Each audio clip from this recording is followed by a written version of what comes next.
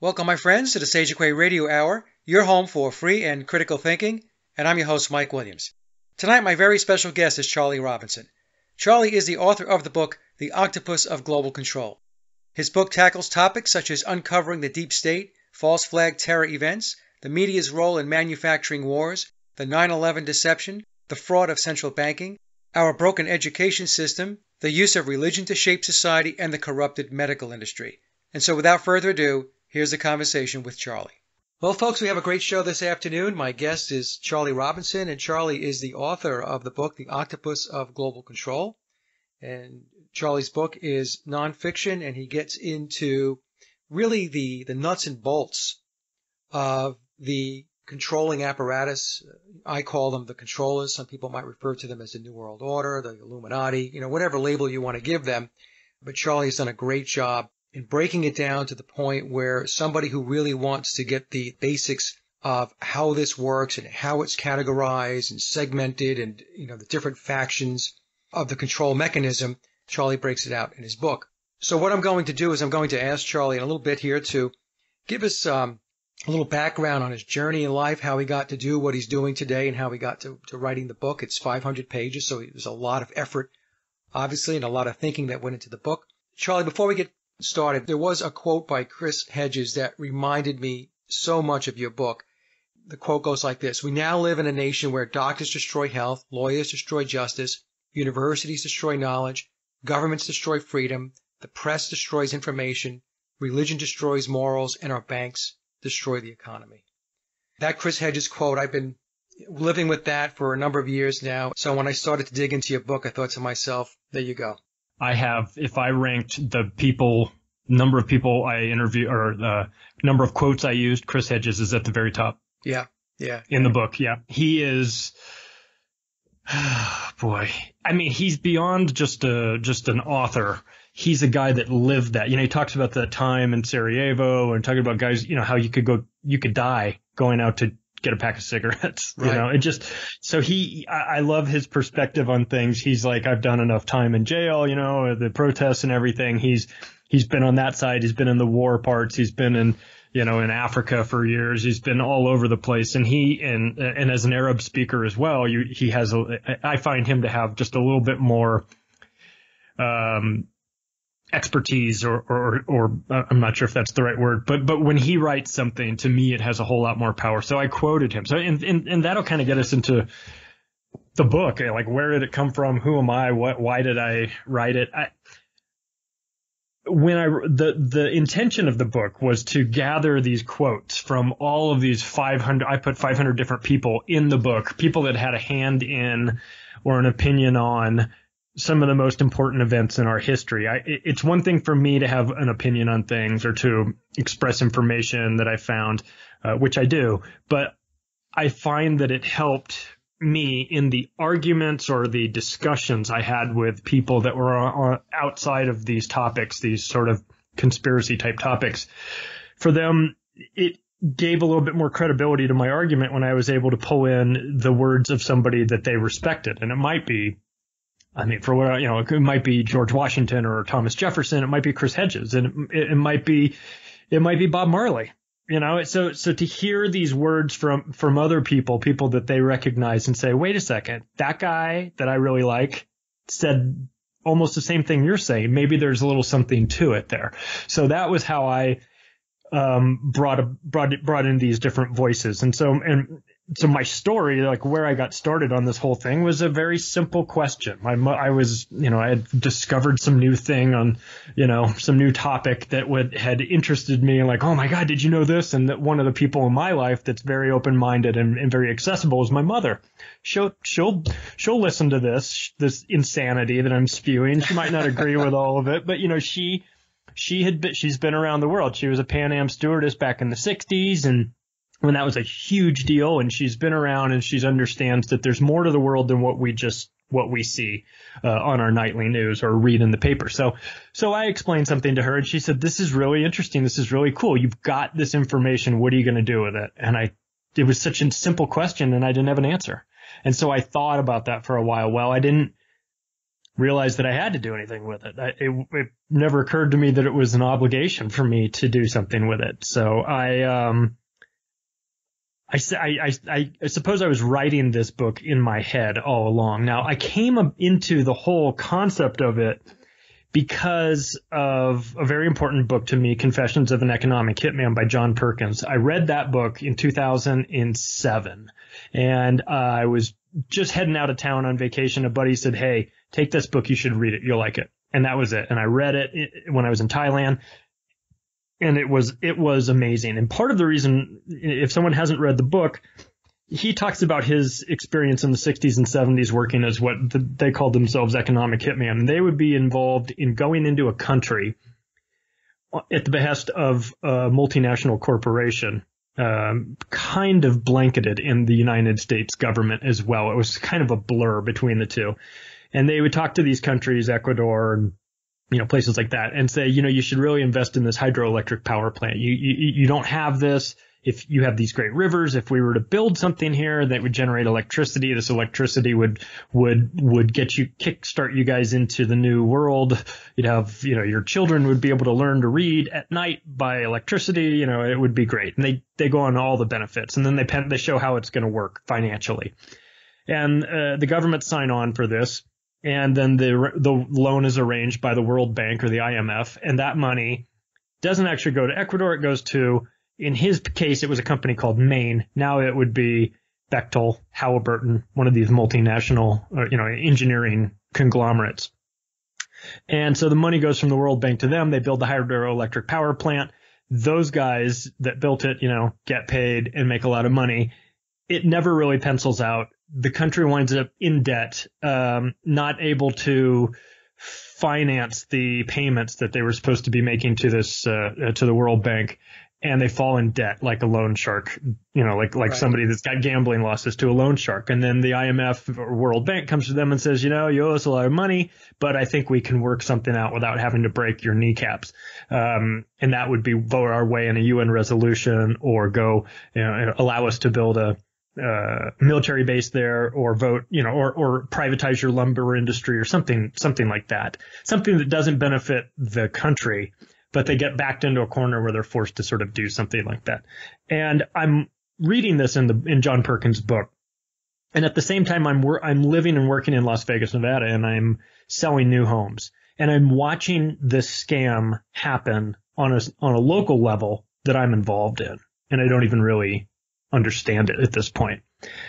So I'm living it, and then I'm reading about it on a national or global level, and I'm going, holy moly, this is like this is an accidental. This is a plan. This is how you enslave people. You make capital available to them at very low rates, and then you restrict it. That you get them borrowing it, and then you call it in. And when you do that, you create these banks loan out money that doesn't really exist, as I was learning, and then call back in their loans and take tangible assets in exchange. Real property. They'll take your house. They take real property. Yeah. So I'm watching this and I'm going, this is evil, and I'm involved in it. Not knowingly. And frankly, I was drinking the Kool-Aid too. I was, hey, this is Las Vegas. It's great. Everything's growing. Prices are growing. Buy another house. Buy it as an investment. So when the house of cards fell, I was in it. It happened. It hit me too. And I felt bad that the people that I had, that had bought houses from me, but I was in the same boat as them. So it wasn't as though I was some like evil mastermind sitting off in my palace, twisting my mustache and laughing at everyone. I was stuck in this too. Yeah. And at this point, I also had come to understand the dishonesty in the media in general, and with relation to 9/11 and to the wars in particular. So I was waking up, and everyone sort of wakes up at different rates. So this is 2007, and I am like coming out of it, and so, it became just sort of like a hobby, like an interest. I'm interested in these topics. I'm going to look into them like a lot of people do. People that are listening to your show are in the same boat. They're just fascinated. That's why they're listening. They like these topics. They're more interesting than what's on the news. They're probably more important than what's on the news too. So we find ourselves just kind of like turning into amateur researchers just because we want to sort of dig in and get to the truth. So that's where all that started. And I get to this one conversation that I had with my mom. I think it was like 2013 or so, when it sort of occurred to me that, hey, maybe I might have a part to play in this. I might actually bring something to the table. So once I decided, hey, I'm going to write this book, I'm just going to sort of see if this comes together. I didn't tell anybody. I didn't tell my wife. I didn't tell anybody. I didn't even tell my mother, who'd sort of sparked this idea. I just quietly said nothing and started writing. And I wrote in the middle of the night. And I don't mean like at 9:30 at night. I mean like at 2:00 in the morning. I wrote, crawled out of bed, wrote as much as I could, got back in bed. My wife was not happy when she discovered the book. She discovered the tangible book when Amazon delivered the first copy. She actually held the first copy of the book before I did. I thought I had intercepted it in advance. She was expecting a big box with light bulbs, opened it up, saw this book, and threw me out of the house. I'm like, aren't you glad I don't have like a second family in Utah? She was not relieved by that. So 2 days later, I came back. I said, listen, I didn't tell anyone. She's like, I can't believe you wrote this gigantic book and you didn't tell me. I said, I felt like I didn't know that I would finish it. I didn't know if it would be any good. I didn't know if I would really feel inspired the whole way through. So I didn't say anything to anybody. And by the time I finally finished it, at that point, I then kind of slowly came out of the closet, so to speak, as a writer, and sent it out to people. And people were like, wow, this is so the first compliment I got on it, I think it's a compliment, was they called it the Encyclopedia of Conspiracy Theories, which I think it's definitely big enough to be, but I didn't want to scare people away by the size.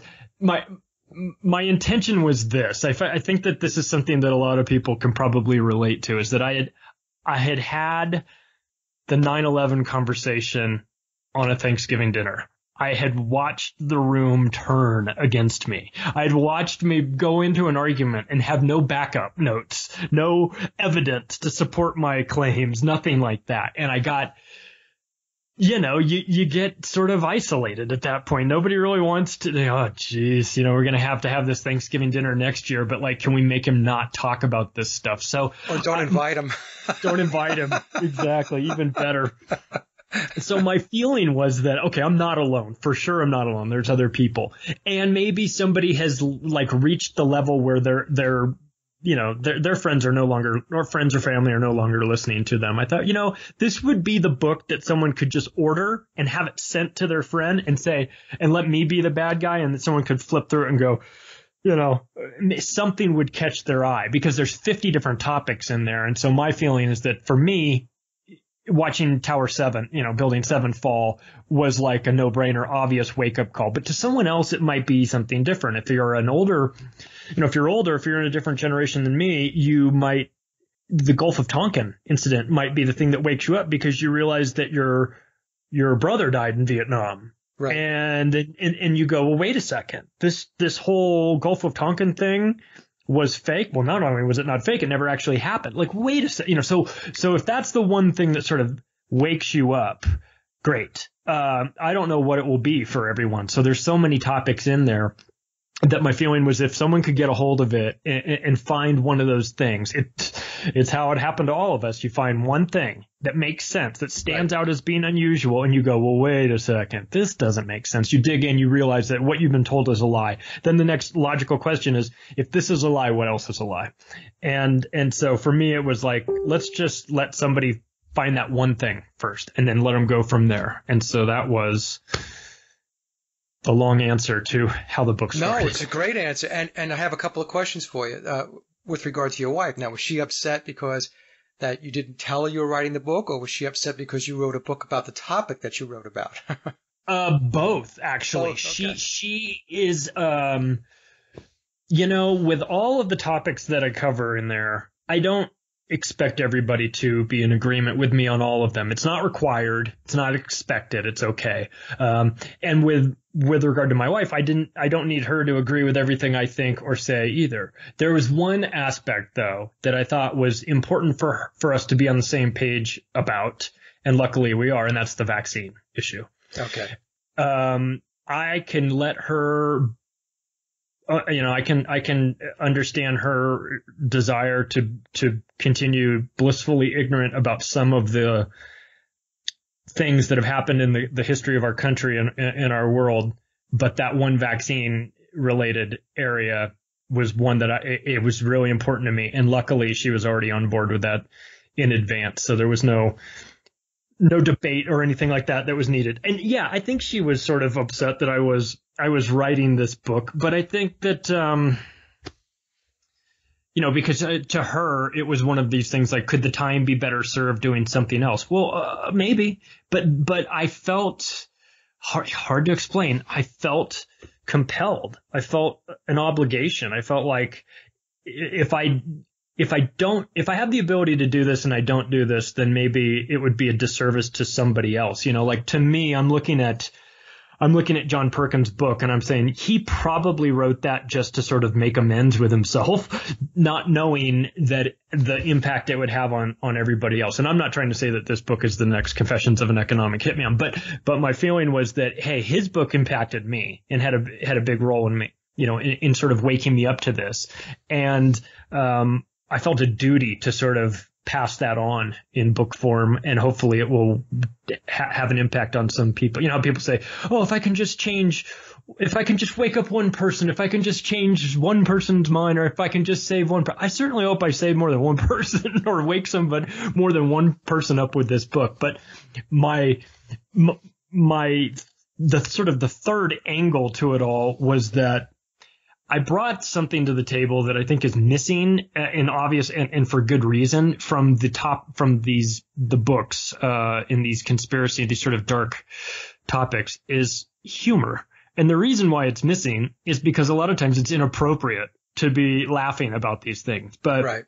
We have got to admit, though, some of these things are so crazy, and some of the world is so twisted and so bizarre that, like, on some levels we have to just sort of lean back and laugh at how preposterous it is. And I tried to do that.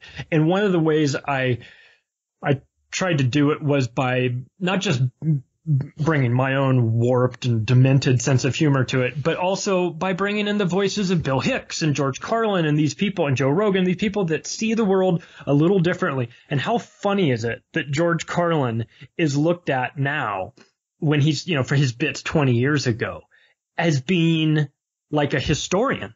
Yeah. He's like accurate. His descriptions of how things are going and why they're set up this way are so unbelievably accurate that his comedy routine should actually be a history book. And so to me, things like that, the Jon Stewart, watching The Daily Show and realizing that there's a story in there, there's a serious story, and he adds humor to it, and he makes you laugh. And it's not that he's being disrespectful to the people involved in the story, but he's just finding an angle, because he's a comedian, to poke fun at how crazy this all is. And your responsibility is to pick out what's serious, get that message, understand that there's something really horrible maybe happening in the world, and then decide which part of that is actually humor and why it's not offensive humor, but it's just sort of, hey, you wound up understanding the story because he made you laugh about it. And even though it's not funny, it was a way of seeing the world that was a little different from, a boring history textbook. So that my feeling was if I could bring in the words from other people and educate people all while making them laugh, then you might stick it out and get through the fact that the book is as big as it is. Yeah, no, it's serious business. But like you said, Charlie, we have to take a step back, and we do sometimes have to cut ourselves some slack. And every once in a while, we do have to get a laugh. Somebody might say, well, it's not funny. Well, it's what we're saying is that, look, you're in it. You have to survive it. And once you realize some of the control mechanisms, you do sometimes sit back and laugh. And even if you're laughing at yourself and you're thinking, boy, I can't believe that I didn't get that until now. I found myself in that situation many times, and I've told folks, look, I wasn't born like awakened. It took me a long time to get off the hamster wheel and to get where I'm at today, you know. So, and one of the things I wanted to point out, because you made a very good point, is that there's a multitude of topics that we major on, and one topic is all it's needed to spark somebody's interest to dig deeper and to take a look at other areas where the octopus has its tentacles. Yeah. And I'll give you an example, personal example of mine is that before we got started with this show, we talked a little bit about my shows on the McCartney conspiracy. And I catch flack for that every once in a while because people will come to me and say, oh, you know, why are you spending so much time on that, Mike? What does that have to do with anything? He's just a musician. Who cares? Never mind that it has everything to do with Tavistock, has everything to do with mind control, social engineering. Well, just, you know, let's just not look at that. Right. But here's the thing. I've had people, Charlie, write me, and a lot of people write me and say, I woke up because of the McCartney conspiracy. And that in itself, if it does nothing else, if it wakes people up, hey, for them, the McCartney conspiracy is somebody else's 9/11, is somebody else's vaccines, right? Is somebody else's geoengineering and so on. And that's why I get a little upset with some in the truth community and the alternative research community because they will take certain topics and they will condemn them and say, I don't know why anybody's spending any time over there, why they're looking at this, because this is more important than that. And so you have folks trying to create priorities, right? Which is like what's wrong with the entire process to begin with that we're in. So that's the thing. It's not one topic. It's not two topics. That's why we have to have an array of topics in order to wake people up because people's interests lie in different areas. For a person that has a vaccine damaged child, guess what? Guess what their priority is going to be? Yeah. It's going to be on vaccines. So I agree with you. I guess the point I'm making, and I'm rambling a little bit here, is that the multitude of topics, to put them out there is a very good thing to do because something out there is going to grab them. Yeah, and like you said about the Paul McCartney thing, on the surface, it's an interesting story about a rock band from, you know, that was, you know, played a huge role in British and American culture. Right. That's just on the surface, though. When you dig deeper, then you start to find, like you said, you start to get into Tavistock Institute. You go, well, I've never heard of Tavistock. So I have a chapter in there that says called Tavistock is not a music festival because people have never heard of it. People in the U.S. especially, the vast majority. I mean, when I say people haven't heard of it, I should say that it's not a topic that's discussed in the mainstream a whole lot, but in the alternative media, people are starting to come, you know, understand it. Once you dig into that, you go, well, wait a second, there's a problem. This is you know, social engineering.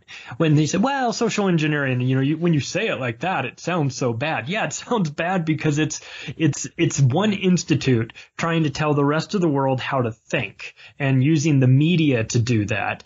And, you know, I've been in this topic recently about, the Committee of 300 and the Club of Rome. And Dr. Alexander King is one of the people that was at Tavistock, who is also one of the founders with David Rockefeller of the Club of Rome. And people are like, the Club of Rome, that sounds like a gay bar. I don't know. I've never heard of it before. But it's Club of Rome in 1971 put out a large, you know, their thesis was using that they'd made the decision that they were going to use the threat of climate change as the instrument to bring in social changes regarding the environment. And what that didn't spell out clearly, but what it hinted at was the method and the mechanism in which they were going to do that was going to be through the implementation of a carbon tax.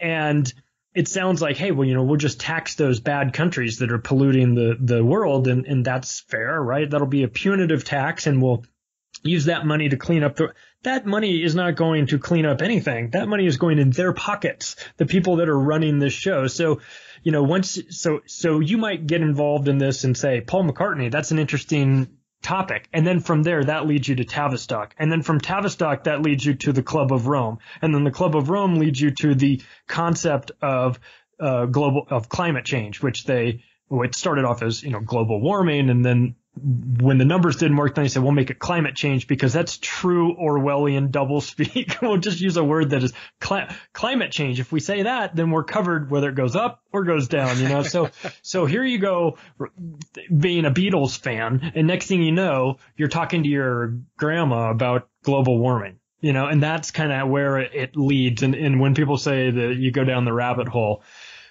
it's no exaggeration. You wind up, it splinters off into all these different little tunnels that you go down to. And I think, like you mentioned it, that people ask you, what's the most important conspiracy to focus on? The one that you're interested in, the one that you're currently really into. And there are booby traps set by people that want to trip you up and get you believing something that isn't true. And I am upfront about the fact that in this book, I'm going to be wrong about some things. It's just a fact. I would love to say I'm not, but when you're going up against professional disinformation agencies like the CIA and MI6 and the Mossad and these groups that have a vested interest in keeping you ignorant about certain things, you're going to make mistakes. You're going to believe things that aren't true or not believe things that are true. And that's okay, as long as your quest is for the truth and you understand that there will be some bumps along the way, as long as your intentions are pure. Don't worry about that. Don't worry about being wrong. And if you're wrong about something, like I have been about a lot of stuff, you just say, hey, listen, I reserve the right to change my mind if I am presented with new information that conflicts with what I always believe. That's okay. It's okay to say, hey, I used to think that about something, but now I don't. I learned this, that, and the other, and now I have a totally different take on that. That's okay. It's okay to not be so married to a particular point of view. You always have to sort of allow for new information to come in. But it's tough. It's tough because we just want to get this stuff right. And it's so important to be right when you're going to challenge the system. You're going to bring up a topic that's unpopular or one that's very polarizing. You need to have your information together and as accurate and as tightly packaged up as you can get it. And so when you make a mistake, or when somebody, when you find out that something you always believed to be true is wrong, it might be tough to sort of say, oh, well, I was wrong about that. But I think it's important for us all to do that, not just with this, but in life. Like, hey, we're all figuring it out. It's being alive is tough, Yeah, and that's one of the tactics that they use, is that you can have 99 things right, and if there's one thing where you're wrong or you're off, that's what they do. They attack the one thing to discredit the 99 other truths that you put forward. And also there is a conditioning with people where they feel that, or many people feel that they don't or should not deviate from a position. In other words, I said that in the past. Yes, I did say that in the past, but and let's just say somebody challenges you or me on it, and what we said in the past maybe is not holding as much water as it used to. Many people in that position will continue to defend something to the point where it becomes indefensible, versus, like you said, Charlie, where, look, if it's a process of evolving, you're going to evolve. You're going to come across new information, new evidence, new facts, and that's going to change things, or could very well change things. And you need to be able to adapt and make change. And, if you have to make a right turn, you make a right turn. If you have to make a left, or stay the course if everything stays the course. So I think you're absolutely right there, that it is very challenging to get the truth out there, because the level of disinformation is staggering. It's absolutely staggering. And that is what a lot of folks who are not in this business or haven't entered into the state of becoming awakened yet, that's what they don't understand. So it's easy to come at us and poke us and try to nitpick at things and all this. And let's just say you have 90% of the picture and there's 10% of it that is not understood yet. They will try to discredit you. I'm talking about friends, family, whatever, because you can't answer those one or two questions. Never mind that they haven't answered any of the questions, right? I mean, they're just basically, they've drifted so far from the mothership, but they'll come back to you and say, okay, well, all right, that's great. You gave me 9 things and, okay, well, I don't know about that. I'll have to look into that. But what about this one thing? And, and if you pause for a second because that's a piece of the puzzle that you haven't figured out yet, boom. Gotcha. Yeah. Yep. Yeah. There's this sort of backwards logic to let's take 9/11 as an example. Let's say somebody believes the official story of 9/11. You say the official story of 9/11 is the conspiracy theory. It has holes in it. It's a disaster. None of it's true. We can poke at it from every different angle in all the different locations, Washington, D.C., New York City, you name it. Someone will say, well, then what do you think happened? And to me, my answer is, I can't tell you the exact process of events that happened. I can't tell you every last detail of what happened, nor do I need to. I can tell you this. The official story of 9/11 is a lie. Now, it's their story, not mine. I don't have to prove how it happened. They have to prove that their story is how it happened.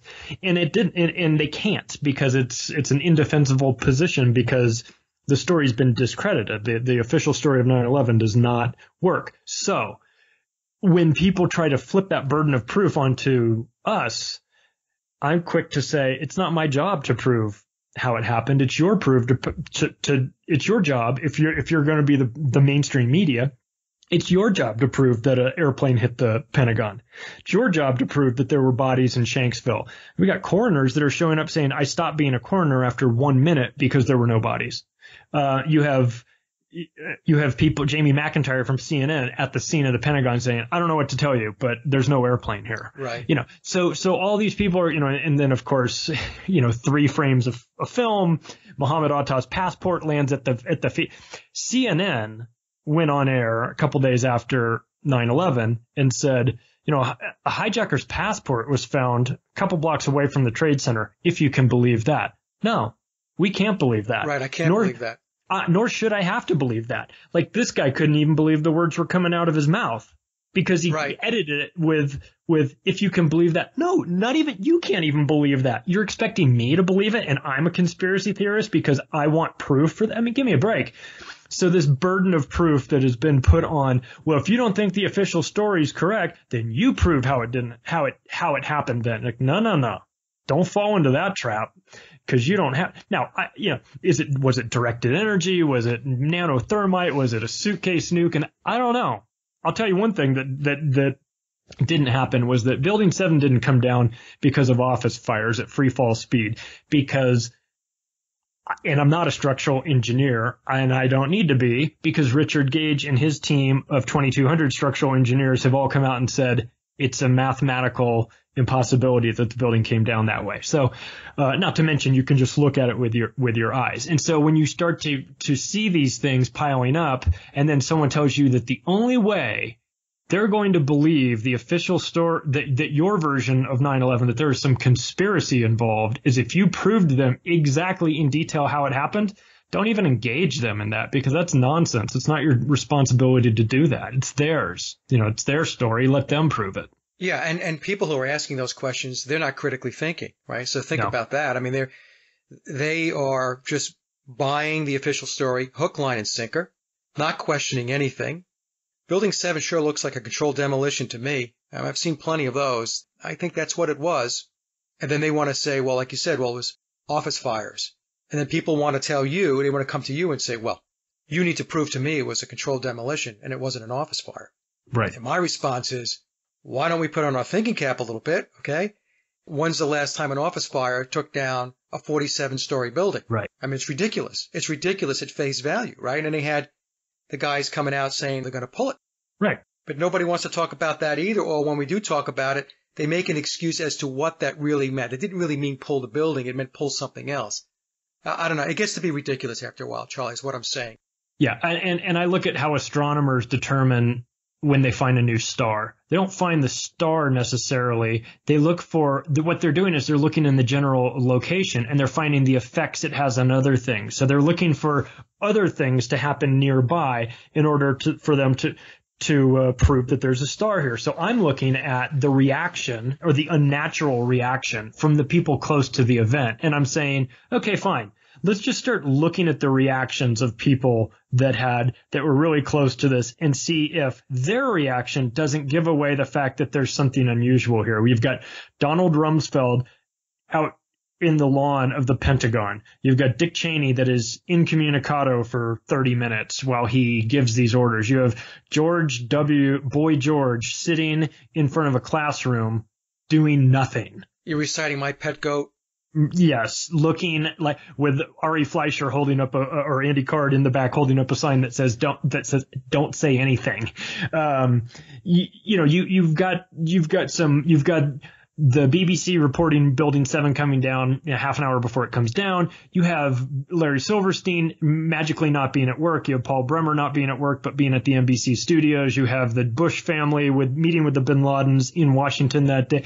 You have a variety of what lawyers would call circumstantial evidence. But once you start piling all of that up, it makes it very difficult. You say, well, listen, there are some unnatural reactions going on here that have to be examined. Why was the military sent to Canada that day? Why were all these drills being run? And you start to bring these things up to people that are maybe new to it, and they're just going, I don't know what you're talking about. You say, well, you didn't know that this was happening? No. Well, so and it's okay because like this is a gradual process of sort of waking up, whether it's 9/11 or whether it's something else.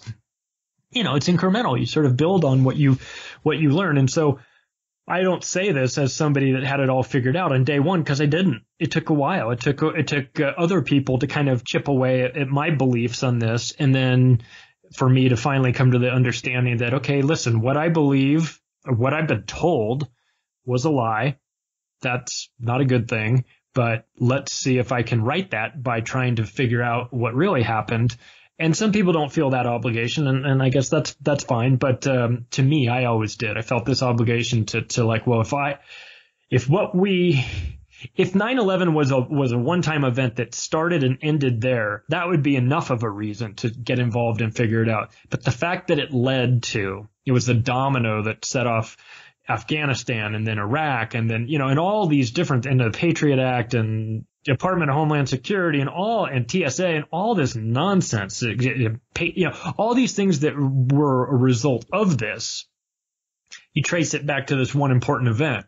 And so you say if this one important event was corrupted, then by default, it's reasonable to think that everything else might be corrupted as well. At least it has no basis. If 9/11 hadn't happened, we wouldn't have the Patriot Act. We wouldn't, people say, well, we had the Patriot Act because those terrorists came in here. Explain to me why it was written in advance then.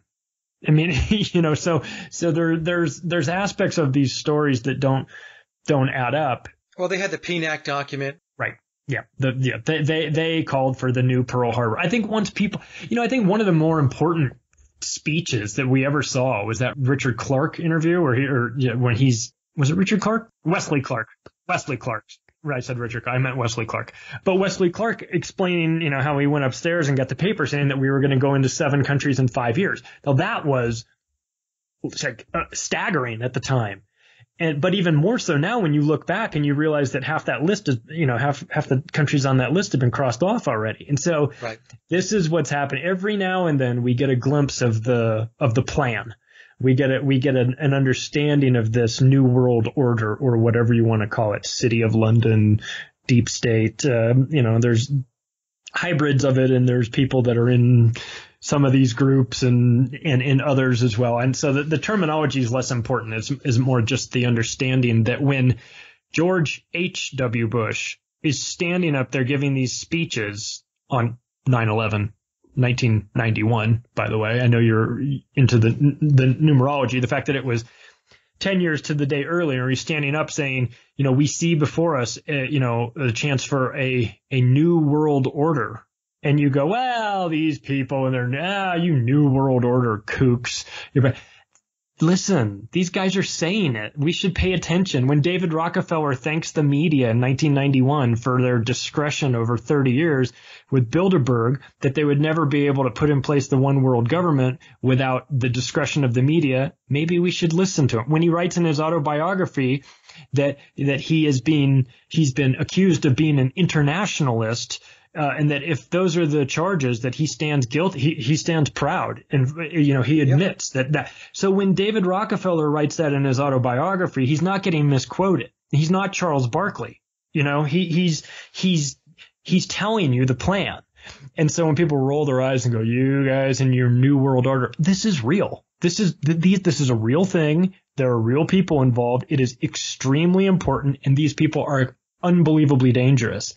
And this is not a new thing. So for me, I remember those George H.W. Bush New World Order, and it creeped me out. I didn't really know why at the time. So 91, I was a freshman in college, and we're seeing the first war and everything. So I'm thinking that this is the beginning. Looking back on it, to me, that was my frame of reference, was that this was the beginning. Well, I find a quote from 1956 from J. Edgar Hoover that says, "The individual is handicapped by coming face to face with a conspiracy so monstrous he cannot believe it exists. The American mind simply has not come to a realization of the evil which has been introduced into our midst. It rejects even the assumption that human creatures could expose a philosophy which must ultimately destroy all that is good and decent."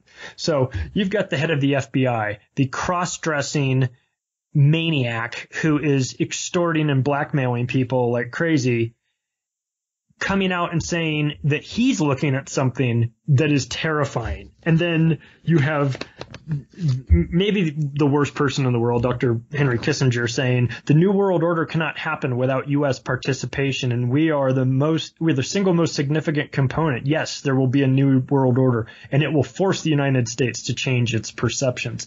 So these people are talking about this plan.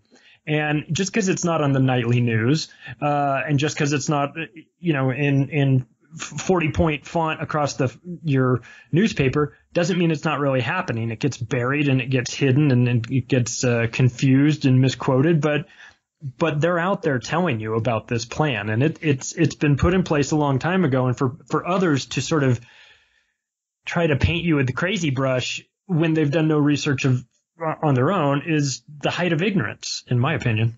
Yeah, well, that's why, we get the saying, ignorance is bliss, because you just go about your business and you're thinking nothing's wrong. In the meantime, everything is wrong, and your life is being controlled cradle to grave. Now, I want to just mention about George H.W. Bush because, as you know, Charlie, I've had Ole Damagard on the show a few times, and Ole's a very good friend of Chip Tatum. Tatum used to work for George H.W. Bush as part of the CIA. Chip was an assassin. Ole told me that Chip told him that George H.W. Bush was one of the most brilliant people he ever met, but also the most evil. Yeah. So you had both sides of the spectrum. You had this person who had enormous brain capacity, intellect, but using that brain capacity and that intellect for evil reasons.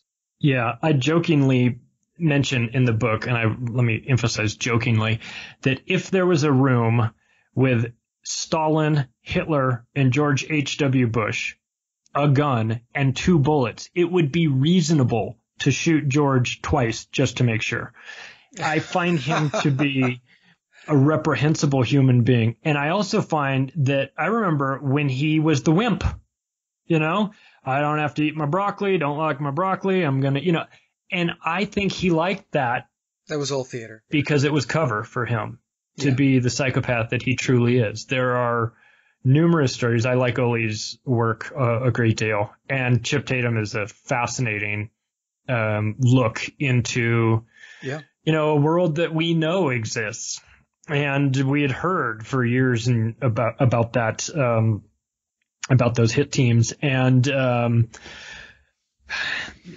this is politics. This is the reality. There's a lot at stake. Money, power, who knows what else, what sort of technologies are involved. And we see this, of course, this is not to say that anybody that is against the Bushes is by default in favor of the Clintons because I find them to be a reprehensible family as well, and very similar, in fact, to the Bushes. But this is when the stakes are this high, anything is possible. Yet you think that the Bush family hasn't had people. Of course, they've had people whacked. I mean, this is how it goes. I mean, I think it's interesting that the Bush family and the Hinckley family are very close. Yep. Most people didn't really know that. I certainly didn't know that until years later. It made the assassination attempt on the president, Ronald Reagan, make a whole lot more sense when you realize that the vice president, George H.W. Bush, would have been elevated to president had that bullet been a fraction of an inch left or right. So is that something where the Bushes would never think of? Of course they would think of doing that. I can't believe it took them only 3 months to put it into play. I can't believe actually that it didn't happen again after that. Maybe he knew that it would be too obvious if they tried it again. But regardless, I mean, this is the dirty world that we live in. And by the way, Ole's work is fantastic on the shoes. Have you seen his work on the shoes? Yeah. Holy, yep. Ole and I have talked about that a number of times. Yep. You have to go, after you watch his work on the shoes, you have to just go sit by yourself for like an hour and just be still and process it all. Yeah, it's amazing. It's amazing. And but as that's an example, something sort of benign like that. Someone goes, what are you talking about? Shoes? And they'll watch that video and they'll go, oh, that's interesting. What else is he talking about? False flags? And then they'll go watch another video. So it used to be that books did that or writers or Chris Hedges, like we were talking about, you'd hear his work and then you'd read his book and then you go, I'm going to read his other book. Now in our sort of fast paced world, it's become videos and whatever works, whatever gets people's attention. If it's listening to a podcast and then they say, well, that's interesting. I've never heard of that guy before. I'm going to go look and see what else he's done, or I'm going to read his book, or I'm going to see what videos he had. If it helps to spread the true information, then it's great. But there is the flip side, which is that this also can spread the disinformation just as quickly, maybe even faster. Folks have to really get their heads wrapped around the fact that it's secret societies. Yeah. And so when we talk about the shoes, folks, there's these Masonic symbols, the numbers, the color coding, and all this stuff. And if you don't know what I'm referring to, you can go back to some of the shows that I did with Ole or do some research on your own. But the point I'm trying to make is that I'm talking about the controllers. They communicate in signs and symbols. That's it at the end of the day. The words, the spoken word, is for what they refer to as the profane, the unknowing. That would be you, me, everybody else that's listening. They consider us to be profane. In other words, we're uninitiated. We're not adepts. We're not in the know. So we get nonsense fed to us. Yeah. And most importantly, one thing that I've had to come to understand is that it doesn't matter if I believe that this is happening. My belief in this is irrelevant. It's happening. They believe that the images have meanings. They believe that they have the power to communicate with each other through I can roll my eyes and say this is crazy all day long, but my understanding and belief is not necessary for them. They believe that they're communicating with people. They believe that they are, their numbers are telling stories. They believe in all this. Now, when I came, I think the first time I really came to sort of understand that there is a world beyond what we see was doing mushrooms in college. It was, I remember telling my mom about it and she was like, I don't know if this is something I want to hear. I'm like, listen, my point of the story is that there's more to this world than what we see. If we go by, I'll believe it when I see it, we're in trouble because there's so much more than we can't see. So when I hear these things about the secret societies, when we hear these things about, I'm not a religious person, but when we hear these satanic issues and things like that, you can say, that's all a bunch of baloney. Doesn't matter. They believe it's real. It's important to them. They have, for whatever reason, they are believing that they're drawing power from these things. So just on that alone, it's important. Whether or not you believe it or not, they believe it, and they feel they're using this to elevate them to a level that is above us. And once you elevate someone to a level above somebody else, they tend to not be very nice to the people below them if they think of them as cattle or they think of them as the uninitiated, or they think of them as sheep or whatever. It doesn't take long before that creates almost like a second class citizen, and they are thrown away. They're thrown away. Expendable. Your opinion on this topic doesn't matter because you don't even know what you're talking about to have an opinion on this. You don't know the half of this, so you can go vote on this if you'd like, but the reality is that you don't know even what you're voting on or who you're voting for. So some of this becomes very, and so after you start to go down this path, there's a temptation to just throw your hands up and go, you know what? I'm not going to figure this all out. I'm not going to put all these pieces together. I should just give up. And I think that that's where people, need to take a step back and realize that maybe the point isn't to, maybe people need to be upfront and understand that they're not going to figure it all out. It's about putting as much of it together as you can. And I put a quote in the book, one of the 500 different people. I think it's my favorite quote in the book because it sets the tone for not just the book, but also just what we're talking about in general. It's from Stephen Bassett, the executive director of Paradigm Research Group. They tend to sort of focus on the UFO connection, but I don't know that they would be limited to that. And it's about the truth. And he says, imagine if the truth was a huge jigsaw puzzle, a big box with 20,000 pieces. And it is the truth, the absolute truth. It is a picture of the world as it really is. You come into this world, you get an education, you're handed this box, and the idea is to put all the pieces together. And if you put the pieces together on this huge table, it will be the truth about the world that you live in. So you set about to do that. All good, a wonderful thing, except there's a problem. Turns out that the government that you're living under has made a decision to interfere with this truth process. It's a political decision being made for political reasons to serve the state, almost never the citizens. So the government has taken a whole bunch of those pieces out of your box and has thrown them away. They're missing. Well, that's a problem, but it gets worse. They've grabbed a bunch of pieces from another box, another puzzle, and thrown them into your box to your puzzle. And now you have to put this thing together with an idea that what you're going to find is the truth. That is an almost impossible situation, and it is extremely effective to serve the state. That's perfect. That's exactly what they do. Yeah. That's exactly what they do. And Charlie, what I explain to folks is that you don't have to understand every nuance and every angle of all of the lies and the deception going on. I mean, if you could do that, wonderful. But I don't think it's feasible. Right. In one lifetime. No. But what I say to folks is that understand enough of it so that you can avoid the obvious traps. Right. That they lay in front of you. And some might say, well, Mike, what traps are you talking about? I say, well, debt. Okay, that's a huge trap. And that's something where once they trap you and you get in over your head, you have that water line right below your nostrils, and every once in a while you dip below it. What happens is you no longer critically think. Yep. You're not thriving anymore. Now you're just trying to survive. And this is what they have laid upon most of the population. That's why we have a system of commerce. The system of commerce is all about buying stuff. Credit cards, student debt, going on and on and on and on.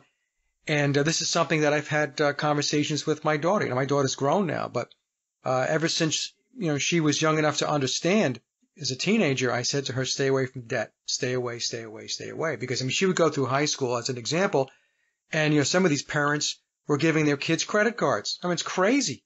You're going to give a 17, 18-year-old kid a credit card? That's nuts. And before you know it, the credit card is completely blown up. It's at the credit limit and all that stuff. And who's on the hook for it? Well, not the kid. Now it's the parents. Yep. So the point I'm trying to make is that it's a really evil cycle. And if you don't think through it and you don't process through it correctly, you're going to wind up in a lot of trouble. You're going to wind up with that water line right at your nostril. And if you're really unfortunate, you're going to go under. To me, understand enough, folks, of what is going on in the world, what's really going on in the world, so that you can better navigate your own life. Because if you don't, what's going to happen is you're not navigating your life. They're navigating it for you, right? That's what's going on. Yeah. Well, don't worry. George W. Bush told us after 9/11 that everything was going to be fine if we just went to the mall and went shopping. Exactly.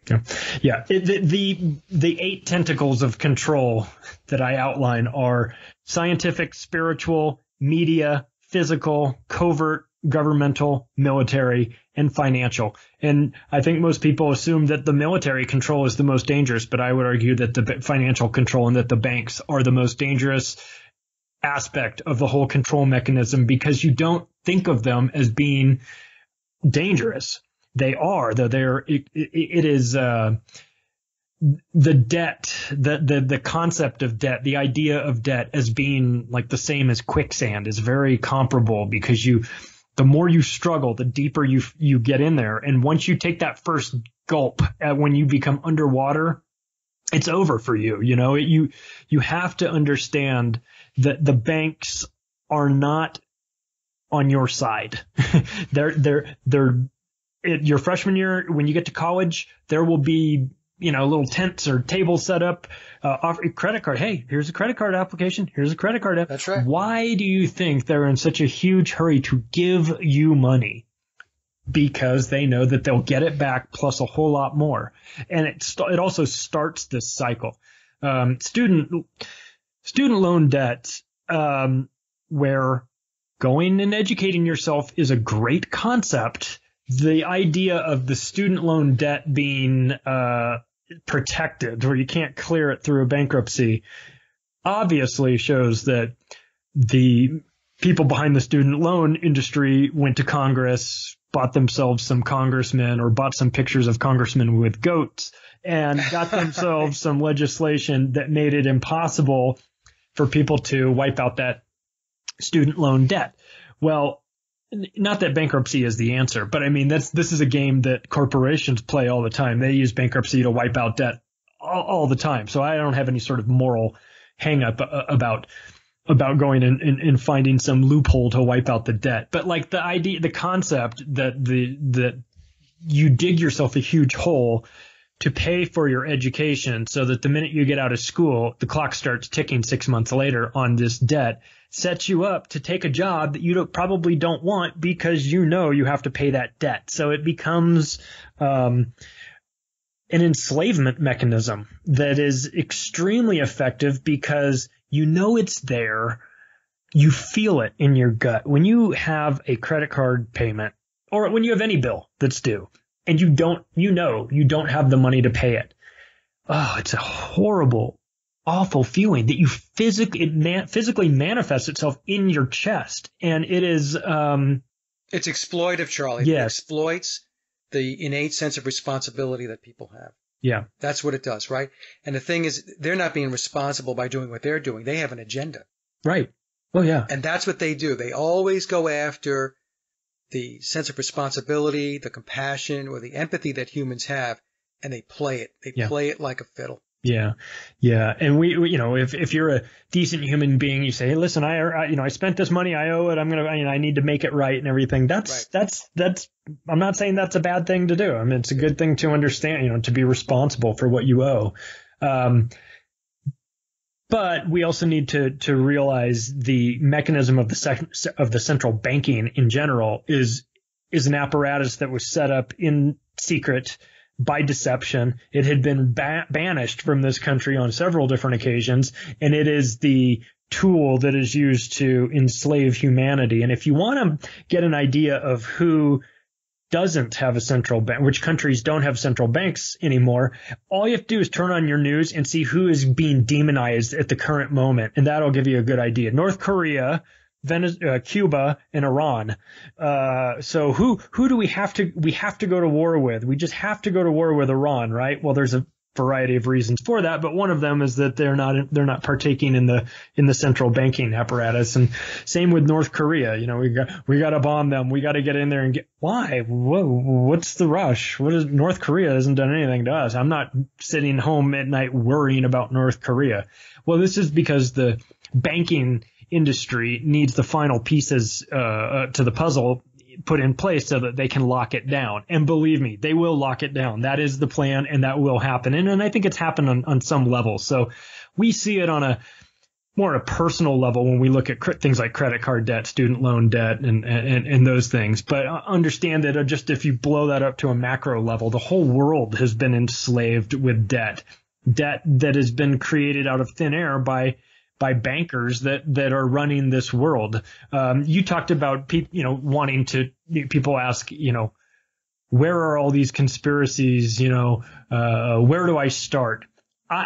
The banking is definitely probably the first one, I would say, but also a second one, a close second would be turn on your TV and watch the nightly news, and you will see, even just within the last couple of months, the Sinclair Media Group, when they did that big push, the syndicated local TV conglomerate that owns 200 or so different stations, and they had all their anchors read the story about how fake news is infecting the real news, and they didn't have they didn't have the ability to see that the irony of the fact that when you've got 200 news anchors reading the exact same script about fake news, that you are in fact becoming, and you are the fake news that you are proclaiming is damaging the system. So, John, that Sinclair Media video that people put together where it sort of pulls back and you see like hundreds of them all saying the same thing at the same time. That's nothing new. Jon Stewart was doing that years ago with these, the Easter bunnies hop into town, and everyone is saying the exact same script and reading it off a script. Once you see that was one thing that it was very helpful to me to understand that the media is completely scripted.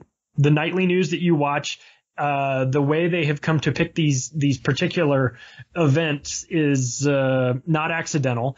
And then more importantly, watch the commercials in between, and you'll see who really runs the show there. You think you're going to get a David Muir investigation into the true causes of autism and vaccine damaged children, when Merck is going to pay for $1 billion worth of advertising, 50% of the ads are going to be paid for by the pharmaceutical. Give me a break. It's never, ever, ever going to happen. You're never going to see that. Now, a lot of people, especially the older people, and I've heard you talk about this before, like your mom's age or your parents' age, they have come to, over a lifetime, believe the nightly news. They've trusted those people. They believe what they're saying. They don't understand, or they can't really believe that there is an agenda. They might understand that, yes, it's a business, they're running ads, but there is an agenda in place. And they tend to do whatever the nightly news says. And also, by omission, if it's not being covered by the nightly news, therefore it's not important. So if it's like, well, if this vaccines were really hurting all these kids, surely there'd be a big nightly news story about it, right? Wrong. There wouldn't. There would never be one, because the pharmaceutical company or industry controls the mainstream media. So no, the answer is you're never going to see that. You can wait around. And so if your barometer for what is important is what you see on the nightly news, you're going to be waiting for these stories about these important things that you're never going to see. So you'll just assume that they must not be important. And that's obviously a disaster. Well, people really get confused because they use the terms media and news interchangeably with truth. They believe that the media and the news is giving them truth. It's not, folks. It's giving you propaganda. It's the ministry of propaganda. And Charlie's exactly right. I mean, they're never going to break any stories about vaccines. They're never going to talk about geoengineering. They're never going to talk really about the level of surveillance and technology and electromagnetic frequencies and stuff like that. It's never going to happen because it's not based in truth. It's propaganda that's put out there to make you sit in front of your television set and have you nod up and down. Yes, yes. The first thing I tell folks, Charlie, is stop watching the TV. Right. Pull the plug on that sucker. It's great advice. And it's tough for a lot of people to do, myself included. I'm going to watch football. I'm going to watch this and that. I'm going to watch some awful TV with my wife from time to time. It's going to happen. And I'm going to watch the nightly news, not in order to gather information about what I think is, what they say is really happening. I just want to know what they're telling the people is happening. Right. I want to know what the spin is. I don't watch it as a source of information. I watch it as a source of frustration more than anything. Paul Craig Roberts, who was the former U.S. Assistant Secretary of Treasury under Reagan, said, "No one outside America any longer believes U.S. media or the U.S. government. You can't believe a word the American media says. If they say anything correctly, it's just an accident." And I always thought that was funny because it's true. Every now and then they get something right, or they're even. Honest to God, I don't even believe them when they talk about hurricanes and storms and forest fires. I'm already warped to thinking, well, what's the spin? What's the truth of this whole thing? And it may be that they're telling the truth about a forest fire, and they may have no intention to lie, or they may not need to lie about that. But the problem is they have such little credibility in my book that I don't believe them. I don't believe anything they say. Well, and some of those things are suspect. The fires out in California, as an example. Oh yeah, those were weird. Very, very strange. Yep, they just want to tell us that somebody was sitting out in the woods with a book of matches or whatever, and that's how that took place. But a closer inspection, and by the way, folks, you really don't have to get a microscope to take a look at how those fires, where they were and where they weren't, to start to form at least a thought that says that does not look natural to me. That does not look like a natural formation of how fire would travel. And if you don't know what I'm talking about, maybe what I'll do is with this clip is I'll get some video or some stills from the fires in California from several months back, and I'll put them in, and I'll let you take a look at it as you're listening to Charlie and I and decide whether those fires look like they're natural occurrences or not. Yeah, and people will say to you, "What are you, a botanist?" No, I'm not. Or, and I'm not a forensic inspector. I don't know the difference. But it doesn't, you're allowed to acknowledge that something looks a little funny. You're allowed to say, maybe there's nothing to this, but it looks a little weird. Let's examine. That's part of the conditioning, though. The conditioning is they have people to believe authority. So who's an authority? Well, it's a person with a costume on with a badge. It's a person that has a piece of paper in a frame hanging on his wall and says that he's this and he's that, or she's this or she's that. And the thing is, what happens is, as people just defer to the authority, they are abdicating critical thinking. They're not free thinking. Things are going to get better when people start to use their brain again and not rely on the storytellers. And that's what's happened. They are listening to the storytellers and they're just falling in line. And that's why we have a large problem. Thinking's hard. I kind of joke that we've outsourced everything. I feel like we've outsourced our critical thinking as well. We'll just let the media tell us what to think. That's obviously a big problem because you don't know what their agenda is. You don't know why a story is all of a sudden pushed to the front of the line. I have an interesting thing I put on my Facebook page that was, when people talk about how scripted reality is, or how the media controls people. I explained that, the media and the politicians work in conjunction. Yes, the nightly news presenters are reading a script, but the politicians are reading a script too. So yeah, I have this sort of, it's not even really a trivia game, but it's more like, I'm going to read an excerpt from a speech. And I want you to guess which of the two people said this. This is from March of 2003. It's the run-up to the Iraq War when they're really trying to sell it. It says, "It is inherently dangerous to allow a country such as Iraq to retain weapons of mass destruction, particularly in light of its past aggressive behavior. If the world community fails to disarm Iraq, we fear that other rogue states will be encouraged to believe that they too can have these most deadly of weapons to systematically defy international resolutions, and that the world will do nothing to stop them." So that's the speech that went out the end of March of 2002. So the question is, was that Canadian Prime Minister Stephen Harper that said it, or was it Australian Prime Minister John Howard? And the answer is that it was both of them, 3 days apart.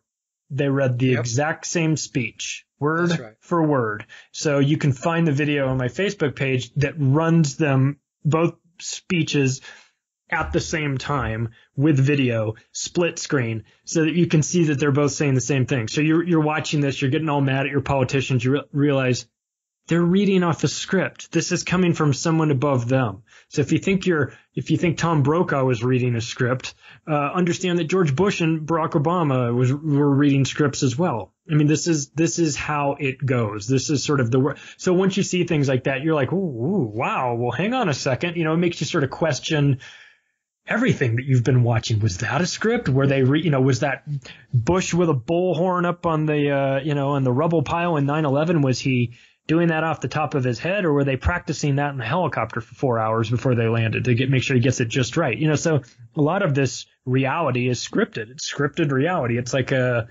some sort of hybrid reality show that we're living in, like the Truman Show on acid or something.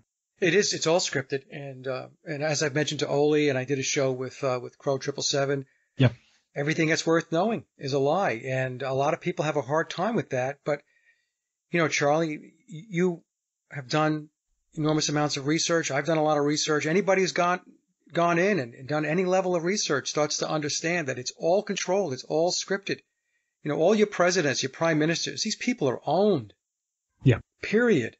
So to think that you have a president of a country or a prime minister of a country that they are the quote-unquote leader. No, they're not the leader. They're the front man in front of the curtain. Right. What they don't show you is they don't move the curtain aside to show you what's behind the curtain. You don't get to see the great Oz. Yep. And a lot of people, Charlie, they can't comprehend this. They look at, as an example, look at this country, look at Trump. That's where the buck stops.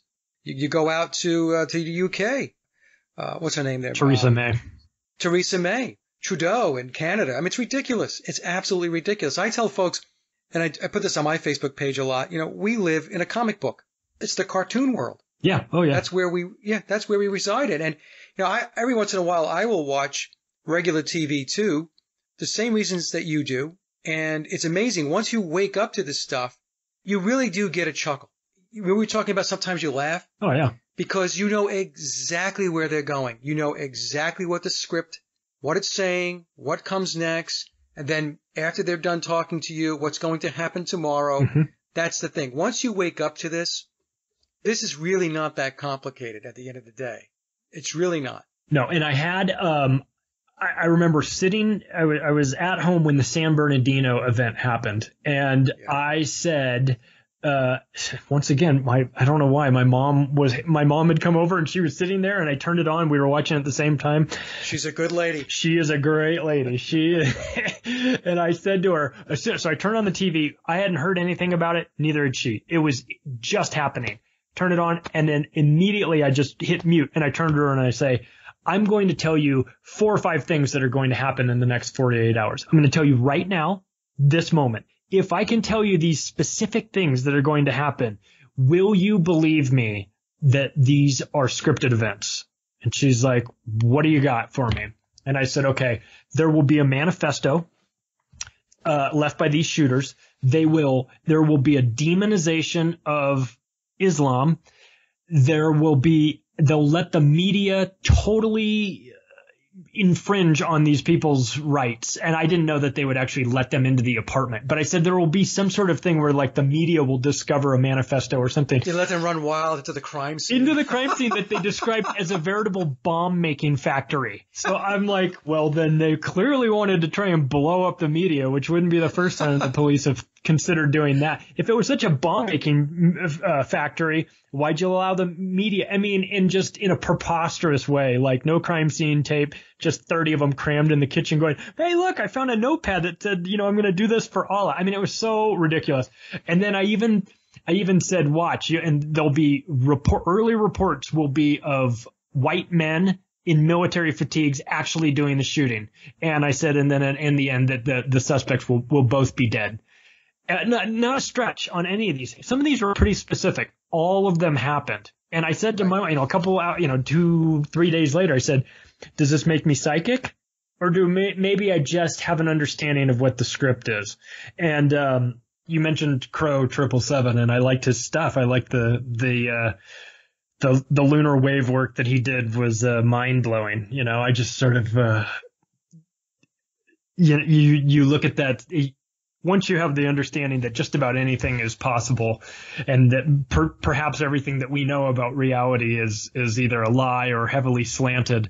I saw his work on the lunar wave, and I just thought, it sounds crazy, but it's no crazier than anything else that we've initially been presented with, that we've come to learn, we've come to accept as the truth, that there's maybe something more to our reality or our relationship with the moon even. Ooh, boy, there's I just read not too long ago Who Built the Moon by Alan Butler, and that was a mind blower. I read that book, yeah. Yeah, wow. I mean, so there's a lot. I guess my point is that there's a lot we still don't know. There are maybe some people out there that are, younger, that are going to go on to make some astounding discoveries, things that will blow our minds when we're in our 80s. And I certainly hope that's the case. Yeah. And the thing with the lunar wave is, Crow was the first to capture it. And I think he caught it a couple of times or a few times, but there were a dozen other folks that actually filmed it. So he wasn't the only one to have captured the lunar wave. Now, what the lunar wave is, I can't tell you. I don't know. But it's certainly a very, very strange phenomenon. And I don't get into the lunar wave in the book, but the last chapter of it is Never a Straight Answer, which is about NASA. And I have, that's one of those topics that, I have a lot of, makes my stomach hurt. I feel I have like conflicting, cognitive dissonance, like having that pain of having like two conflicting beliefs at the same time. So like on the one hand, I look at the NASA missions and I think that, there's a whole lot of deception going on, and that, that maybe we didn't go to the moon in a tin can, the size of a Volkswagen Bug.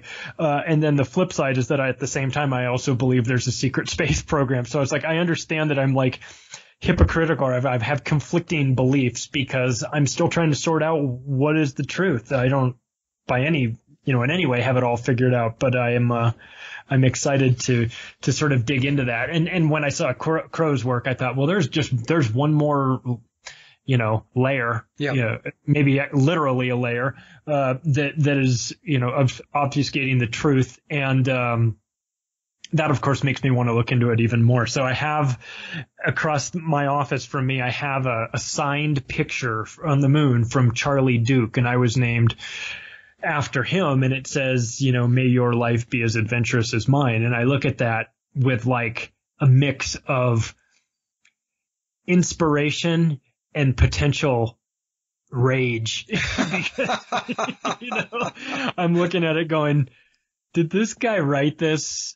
Like going, this poor bastard will never know. He'll never know, he'll never know the truth, or hey, maybe, may your life be as exciting as mine. Well, was your life really that exciting, or did you spend the rest of your life, hiding the truth, or, So anyway, I tackle parts of that in the book only because I think that the scientific aspect and the space aspect has been the one conspiracy theory that Americans have embraced. They actively do not want to give that up. And I watched, and I was late to the game on all of the NASA stuff, admittedly. But for me, one of the things I saw that sort of shook me was that press conference of Buzz Aldrin, Neil Armstrong, and Michael Collins, the three of them at a table, coming back looking like hostages. Yeah. And Neil Armstrong playing with a pen. Buzz Aldrin looks like he's biting his teeth. And Michael Collins, to me looked like he was trying to out the whole operation. And they're asking the question, when you were on the surface of the moon, were there any stars in the sky? I don't know where they got that guy that asked the question, asking about the stars. And Neil Armstrong is saying, giving this legit answer. And Michael Collins goes, I don't remember seeing any. And looks at Neil, and Neil looks at him like, you dummy, you didn't see any because you weren't on the moon. You're about to blow this whole thing up. And I watched that thinking that was Michael Collins' way of trying to blow it up. I don't know, maybe he wasn't. But well, I mean, the way that it's all fiction is take a look at what has came before it as far as television, and especially afterwards with Star Trek and all, the litany of just movies and television shows that have to do with space and space travel and stuff like that, right? So all that stuff is conditioning. And so we have to understand what it is that they're doing. And I've covered this in a couple of shows with Michael Joseph, who's brilliant with the esoteric and understanding the underlying occultism of these secret societies. Apollo, of course, is our sun. This is all mysticism. This is all esoteric. JPL, Jack Parsons was, if you go on Wikipedia, you can take a look at how they describe Jack Parsons, an occultist. Right. So when they start talking about all this stuff, Charlie, I won't get into great detail on this.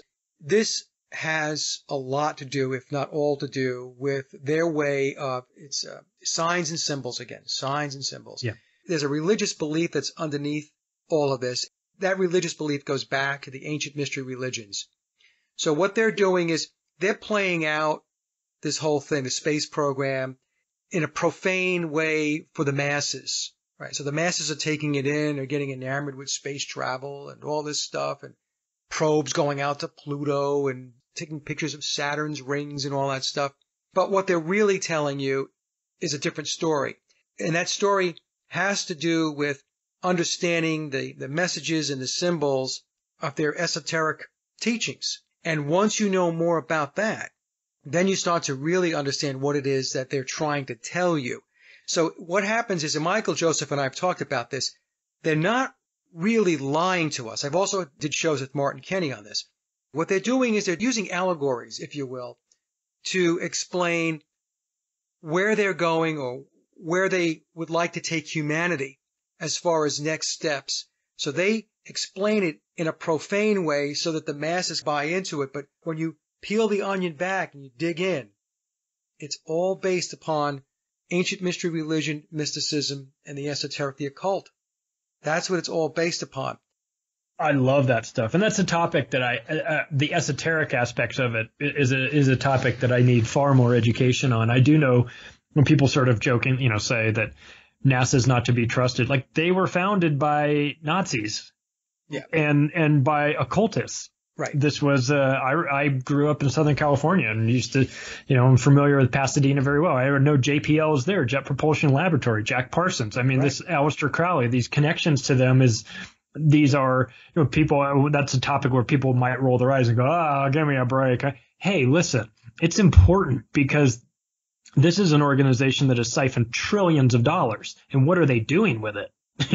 Where is it going? There's been a lot of interesting reporting lately on the 21 trillion that has been siphoned, down the rat hole of the DOD and HUD.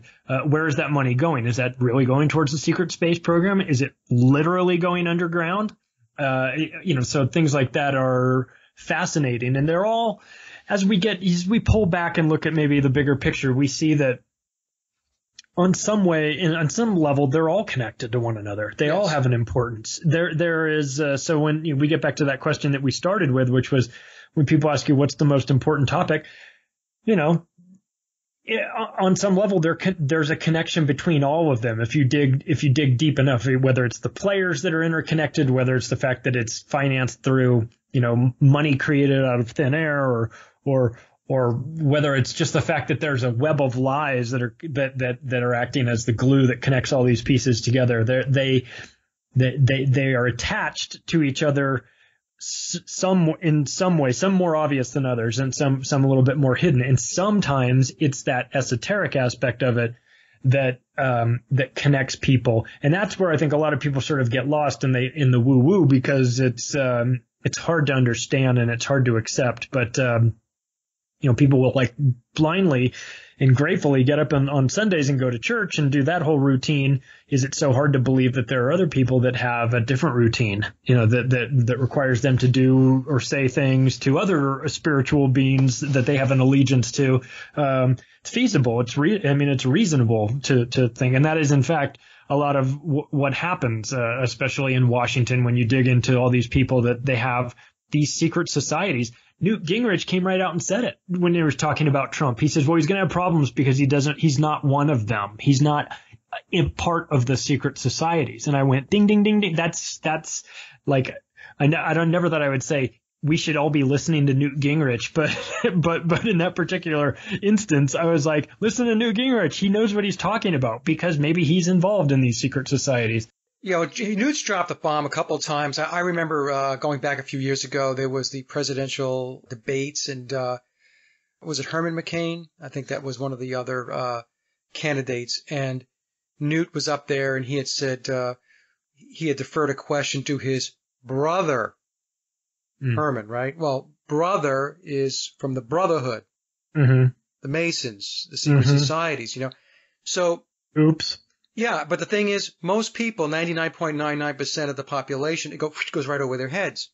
Yeah. So you have the small percentage of people that will pick up on that, and they will understand exactly what's going on, Right. So this is why, going back to what we said before, it's all controlled. It's all controlled. They have the 32nd and the 33rd degree Masons doing the legwork of the degrees above them. There are illuminated degrees, folks. There are 13 degrees, I believe, above the 33rd degree. And then there are degrees above, I think there's another 20 degrees above that. So think of it as a pyramid structure. So these 33rd and 32nd degree Masons, they're doing the legwork. They're implementing the plans and the strategies of what most people would refer to as the quote unquote the Illuminati. Right. And I think it's fair to say that most of the Freemasons are probably good people working in their community, not participating in this madness. But once you get to these top levels and these higher realms where you get, you don't, much like politics, you're not allowed to ascend to these high important levels without you being controlled in some way or another, somebody having the dirt on you, whether it's through a secret society where you rise up because you've had to, I don't know, sacrifice a pig or whatever, there's something that you've had to do to prove that you're worthy of that. And part of that proof is to put yourself in a position where they've got the goods on you. Right. And once they've got the goods on you, then you become controllable. In the political world, it was, in the 50s and 60s, it was like, hey, this guy's cheating on his wife. And then in the 70s, it was like, oh, this guy's secretly gay. And now it's like you're a pedophile, and they get this information. And the problem is you can break up with your wife. You can come out as being gay. But if you're a pedophile, they've got you forever, and they will use that control. There's no incentive for them to ever relinquish control. That's why I wonder when I see these guys that are still hanging around in politics all these years doing things that are counterintuitive. You just look at them and you wonder, what do they have on you, man? What sort of dirt do they have on John McCain to make him wake up in the morning and do the things that he does with a straight face? Or is it that people have just gotten to the point where these politicians they believe their own nonsense? I don't know. They have no soul. I don't know. Well, the thing is, they have sold their soul, and going back to the point you made about not all Freemasons, that's exactly right. So what happens is only the most intrepid are honed in on. And depending upon your intrepidness, how much you want to move up and obtain more influence, more power, and so on, you're going to be more and more compromised as you step up that ladder. So many of them, they are very compromised. Oh, yeah. I mean, this is what they do in the secret societies. If somebody's going to be placed in a position or considered to be placed in a position, they have to make sure that person doesn't walk off the reservation. Right. And in order to keep them from walking off the reservation, I have to have, using your words, right, I have to have the goods on them. So if you think you're going to walk off, or you think you're going to say something, if you think you're going to be a good guy and start talking and speaking the truth, you better think twice. Right. Yeah, this is the oldest trick in the book. And I think people that aren't involved, that don't maybe have the deep knowledge of how dirty things can get, even they can understand this. Even they can understand that you can have a misstep and people can correct that for you and give you a pass, and then you owe them something. Well, it may be it's implied that you owe them a favor. Right. But it might be something more tangible in that not only do I owe them a favor, but they have a picture of me in a situation that even may be contrived. It may, maybe that they, Dr. Dave Janda, who has a great radio show and was in politics, said that the best advice he ever got when he got to Congress was don't go to the parties. And if you do go to the parties, leave early, Don't stay for the after party, because the after party is where the problems are, whether it's you get involved in drugs and alcohol, or whether they dose your drink, put you in a compromising situation that it's impossible for you to talk your way out of. I mean, these control mechanisms that we talk about, you talk about on your show for a long, long time, they're very real. And they've been in place because they're effective. You don't have to go back and reinvent the wheel when you've got blackmail. It works like a charm. And if you don't think so, watch the Pedogate. Watch the Lolita Express and the Orgy Island and things like that, and understand how these people get control of politicians. It's not rocket science here. It's set up cameras in a hidden location, invite some teenage girls, and you've got yourself a compromised president on camera multiple times on Jeffrey Epstein's plane. And once you have that, then what do you have? Well, you have an invaluable tool that can be used a variety of ways. You want to get an ex-president that has to, that has access to couple $100 billion of charity money. You want him to divert some of that to your organization, and you've got pictures of him with through Jeffrey Epstein. You just tell him what you want, and it's a done deal. So this is how dirty politics gets done, and I don't think people should be surprised by that. And I think that people should wake up to the fact that these politicians that we see on TV are creations. They're not even real. I would imagine they don't even know who they are any longer. Bill Clinton and Hillary Clinton smiling for the cameras. It's as fake as a Hollywood movie. It's just nonsense. And so we get so attached to them when we believe that it's real, and we believe that what they're saying they mean. And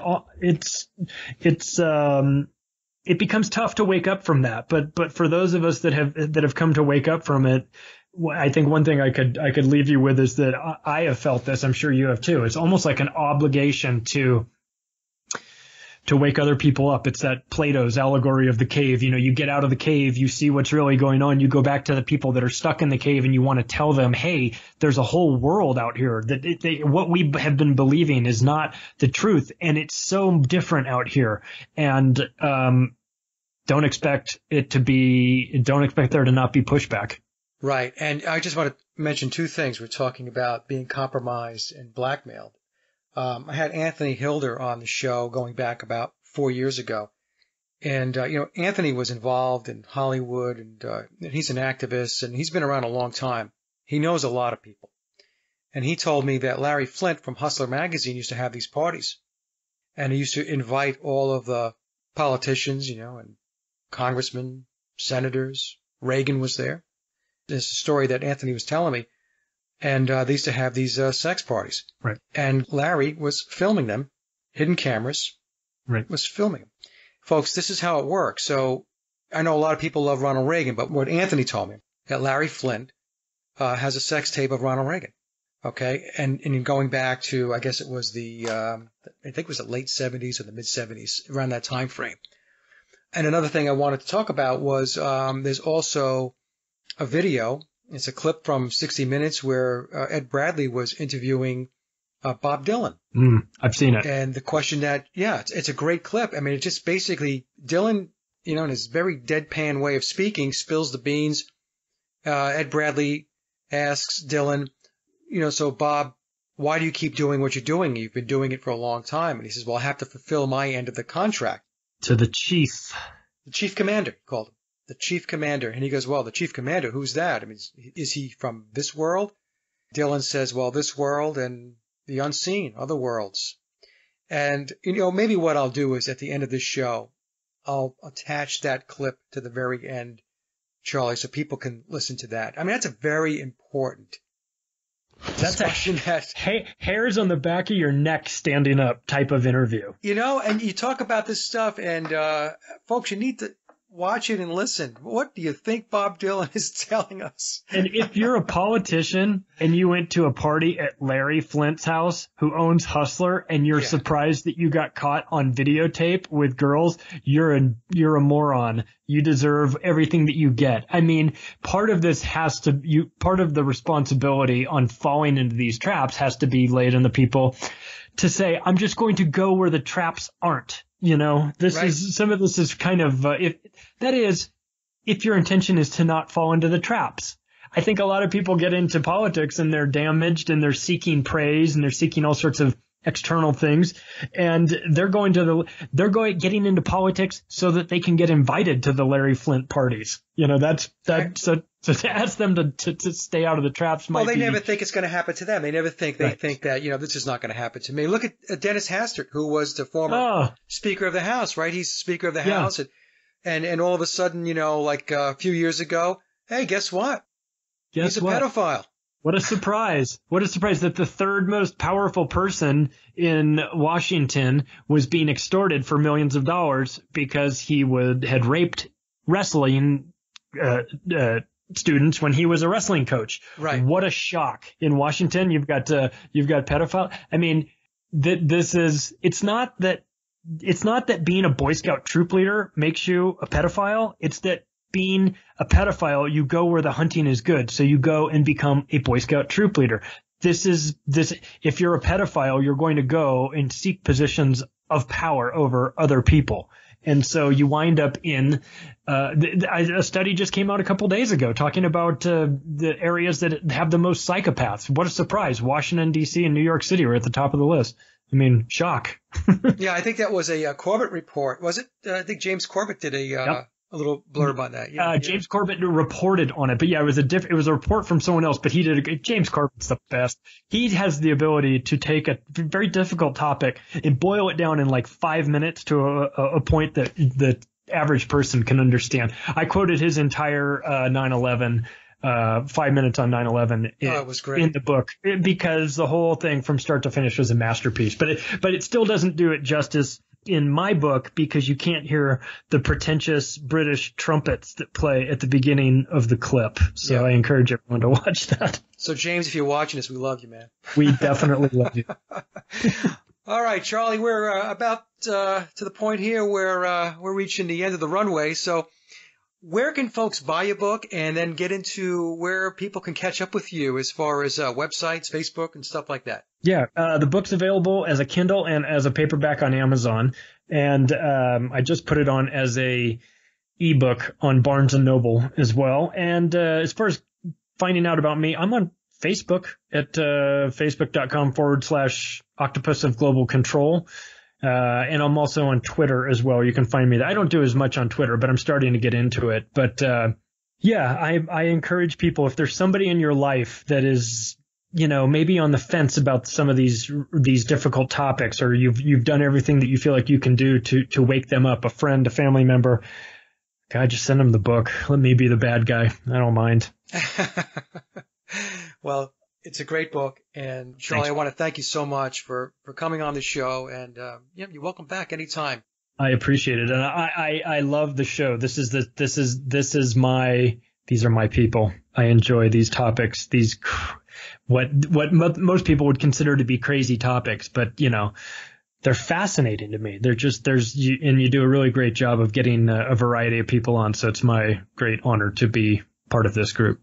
Well, thank you. Anytime. We're a crazy group, but we have a lot of fun. Well, thanks for having me on, and it's been a lot of fun for me just to chat with you. And that concludes another Sage of Quay interview, and I hope you enjoyed the discussion as much as I did. Links to my guests' websites and social media are listed in the show notes below. And as always, I'd like to thank everyone for listening and visiting the blog. You can get to the blog by typing in sageofquayradio.blogspot.com, or simply head over to our hub website at sageofquay.com. Also, if you get a moment, please visit laboroflovemusic.com to listen to my album, Leaving Dystopia. And remember, live in truth and always serve creation. It's really that simple. See everyone next week. Be safe, enjoy, and God bless.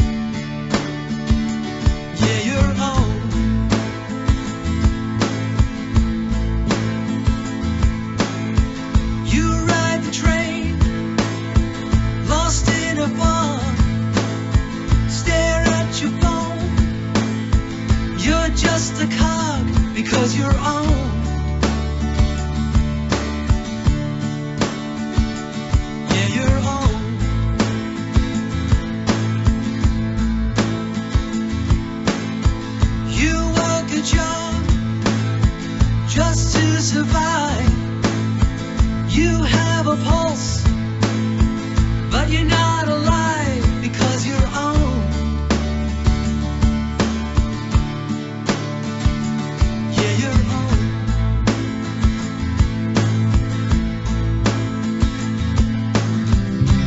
Welcome to the machine.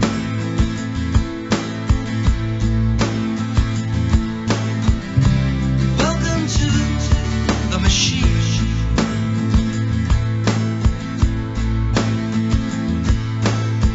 You have the kids, a wife who's cold. You fall in line, do what you're told because you're on. Yeah, you're on.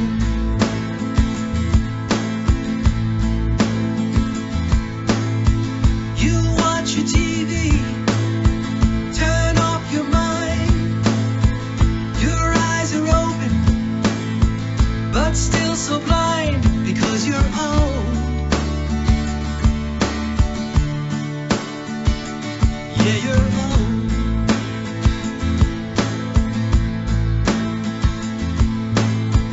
You go to church, listen to the word, pray to a savior.